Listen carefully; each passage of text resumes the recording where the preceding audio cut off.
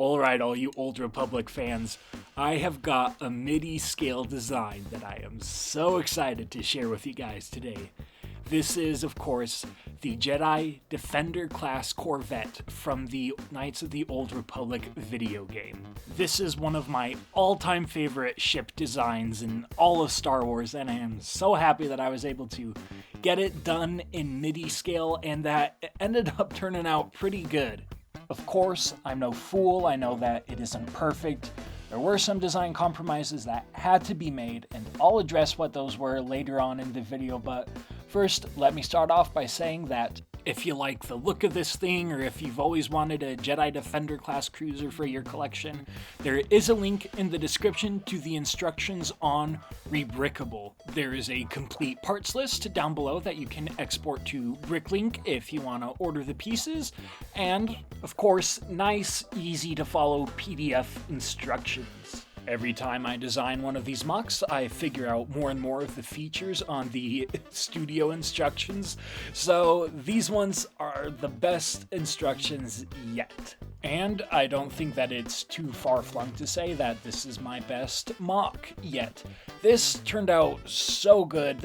I think this one definitely turned out the best out of all of the midi-scale MOCs that I've done so far. It is incredibly swooshable, super sturdy, and of course, being based off of the beautiful Jedi Defender-Class Corvette, it is quite aesthetically pleasing. I spent quite a bit of time getting the best color blocking possible on this, getting all of the greebles as accurate as possible. This turned out really good. Maybe this is just a little bit of personal bias talking, but I almost want to say that it looks better than the official LEGO set. This MOC has some sharper angles on the hull, which makes it look a little bit more dynamic in my opinion, and plus I used the correct color scheme being red and white instead of red and light gray, and I also was able to fill out the back area around the engines quite a bit more than the 2013 LEGO set did. 2013 definitely still has a leg up on me in terms of detail.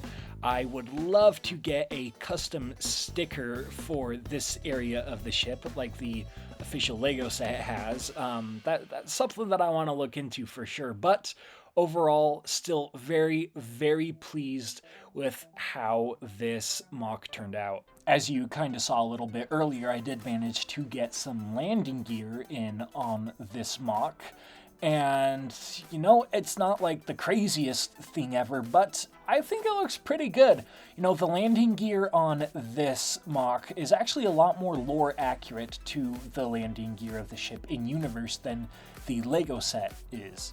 It's pretty easy to use, pretty self-explanatory. You'll see how it works if you choose to build it. Plus, the cannons on this thing swivel up and down, as you would expect. And of course, I mean, this little radar dish thingy is attached by one circular stud, so you can, you know, spin it around if you want. I do think it's supposed to be in a forward position, but, you know, personal preference is personal preference.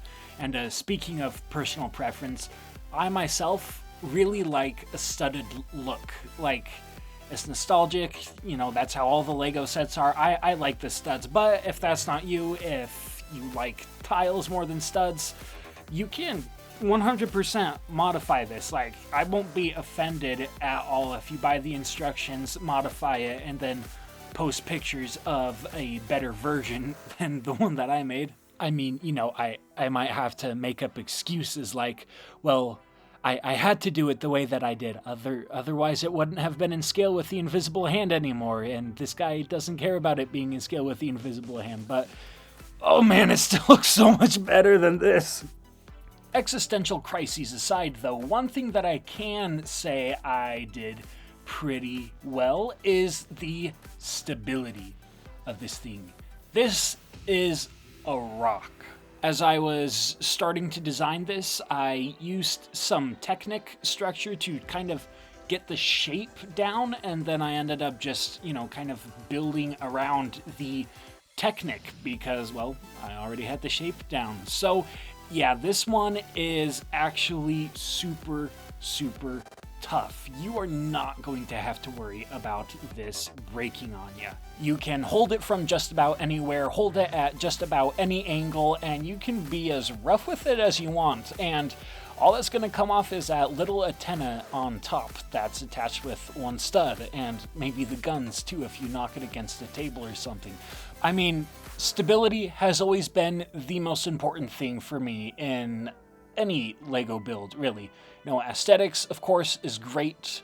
Aesthetics is important, but stability, always the most important. I mean, you just saw me. I was dropping it a whole bunch of times, and really the only thing that happened was these front panels started to wiggle out just a little bit after, however many trials.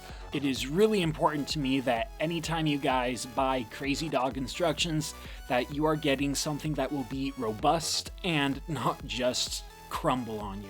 Anyways, let's talk about some of those design compromises now, shall we? As I'm sure you guys have noticed throughout the course of the video, there is not greebling right here on the engines like you would expect. I had started out trying to make those work, but I quickly realized that was not going to happen at this scale. So that's another thing that I'd like to get a sticker for, but that was just going to make the engines way too flimsy. The other big issue that you may have noticed is the loading ramp area.